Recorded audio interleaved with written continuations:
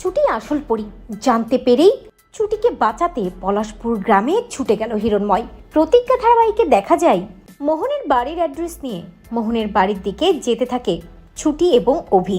অপরদিকে ওই পলাশপুর গ্রাম থেকে যেন অভি আর ছুটি ফিরে আসতে না পারে তার জন্য গুন্ডা পাঠিয়ে দেয় ওই প্রমোটার। অন্যদিকে দেখা যায় ঝুমকি বাড়ি চলে যায় আর যাওয়ার পরেই জানতে পারে হিরণময় তার জন্য সম্বন্ধ দেখছে।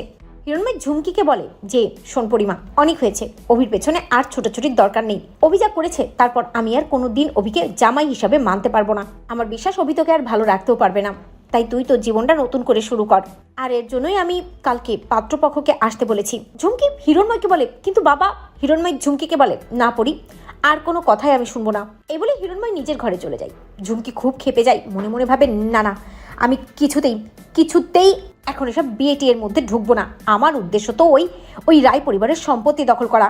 ছুটি অভি সব কিছু দখল করে নেবে, ওই রায়বাড়ির রানী হবে। না কিছুতেই না, এই সবটাই তো আমি হব। কিন্তু এই সম্বন্ধটা এটা আমি কি করে নাকচ করবো? আচ্ছা একটা কাজ করি, রুমা ম্যাডামকে ফোন করি। এই বলেই ঝুমকি রুমাকে ফোন করে আর ফোন করে আড়ালে গিয়ে বলতে থাকে, রুমা ম্যাডাম, এই বুড়োটা এই হিরণময় এ তো আমার জন্য সম্বন্ধ দেখছে, কালকে পাত্রপক্ষ আসবে, জোর করে আমাকে বিয়েই দিয়ে দেবে, এবার কি হবে? রুমা শুনে চমকে যায়, ঝুমকিকে বলে কি বলছো কি এসব? এ তো আর এক ঝামেলা হলো। ঝুমকি রুমাকে বলে, রুমা ম্যাডাম কিছু একটা করুন, একটা বুদ্ধি দিন, নয়তো আমি কি করবো, ফেসে যাবো তো।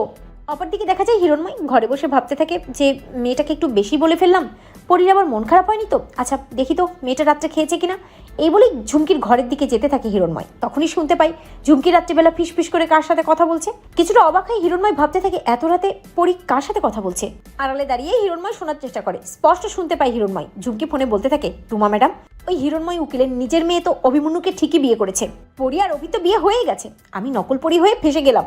এখন আমাকে অন্য কারো হাতে তুলে দেবে, আমি তো সবকিছুই হারিয়ে ফেলবো, আর আমাদের প্ল্যানও সাকসেসফুল হবে না। আমাদেরকে কিছু একটা করতেই হবে। ফোনের ওপাশ থেকে রুমা ঝুমকিকে বলে, চিন্তা করো না, কাল সকালবেলা পলাশপুর গ্রাম থেকে ওরা এমনি ফিরতে পারবে না, আর তারপর কেউই তোমার বিয়ে নিয়ে পড়ে থাকবে না। ওই ছুটি আর অভি যাতে ফিরে আসতে না পারে তার ব্যবস্থা আমি করে ফেলেছি। আমার দাদা ওখানে গুন্ডা পাঠিয়ে দিয়েছে, এবার আসল পরী মরবে, নকল পরী হয়েই তুমি রাজত্ব করতে পারবে। অন্যদিকে ঝুমকি শুনে খুশি হয়ে বলতে থাকে, সত্যি বলছেন রুমা ম্যাডাম? বুড়োটা তো জানেই না যে ছুটি আসল পরী, আর আসল পরী এবার গুন্ডাদের হাতে মরবে। পলাশপুর গ্রামে গিয়ে এবার ওই ছুটি নিজের পায়ে নিজেই কুড়োলটা মারলো। কথাটা শুনে হিরণময় চমকে যায়, অবাক হয়ে বলে, কি বললো? ছুটি আমার পরী পলাশপুর গ্রামে গেছে? আমি এসবের মানে কিছুই বুঝতে পারছি না। কিন্তু গুন্ডারা তো ক্ষতি করে দেবে ওদের। না আমাকে এক্ষুনি পলাশপুর গ্রামে যেতে হবে। এই বলে হিরণময় বেরিয়ে পড়ে পলাশপুর গ্রামে যাওয়ার জন্য।